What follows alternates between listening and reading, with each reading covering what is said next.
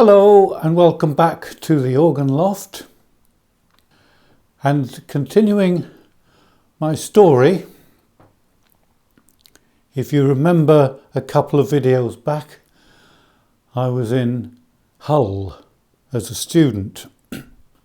Having felt rather unwanted by the verger at Holy Trinity Church, I never went back there, and I never touched the organ during my 2 years in Hull, apart from when I went home during the holidays.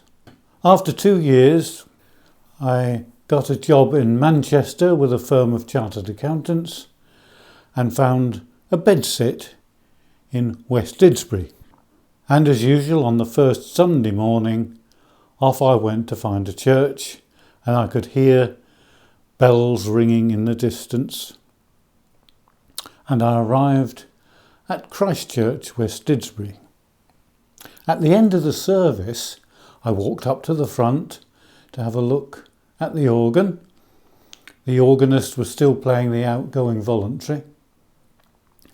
At the end, he asked me if I played the organ, and I obviously said I did a little bit. And he let me have a go. It was a two-manual organ with quite a few more stops than the one in Saxmundham. And I played a hymn or so.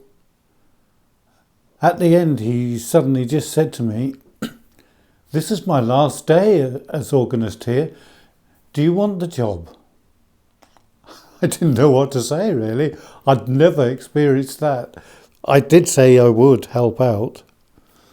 And suddenly I ended up as organist and choirmaster of Christ Church, West Didsbury,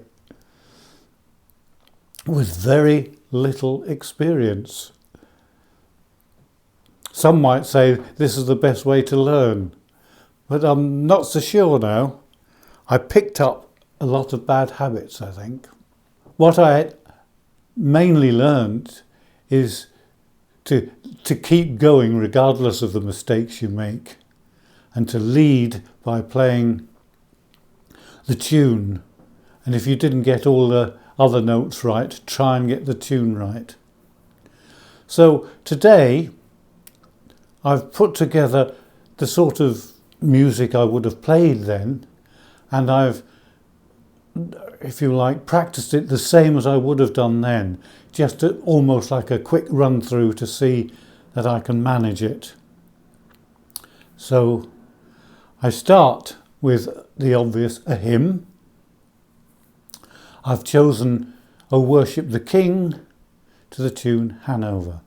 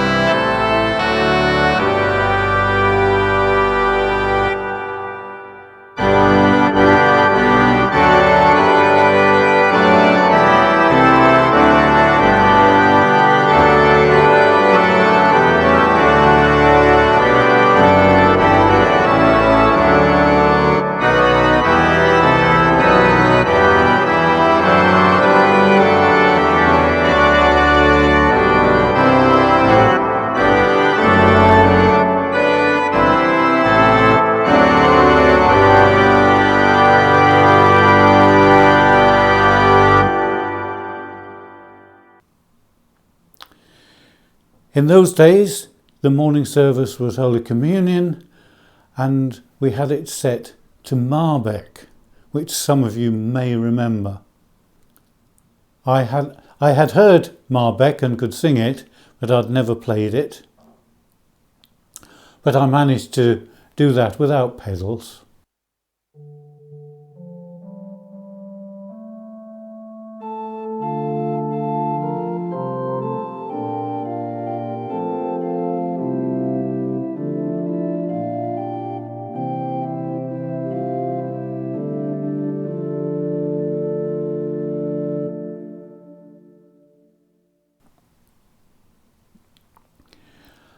In the evening it was evening prayer, and so I had psalms and canticles to deal with. Once again, I had sung psalms and canticles, and I knew quite a few of the chants. But here I found I could not use the pedals. It was manuals only for chants. I couldn't read the word, read the chant, and put the pedals in as well. But here's a few chants. We start off with the single chant by Goodson.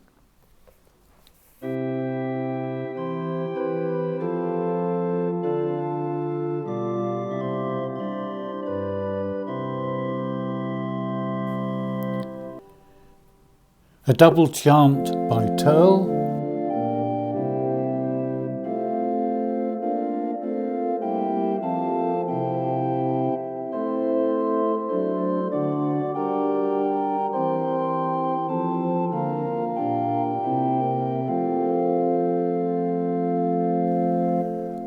And another double chant in a minor key by Wesley.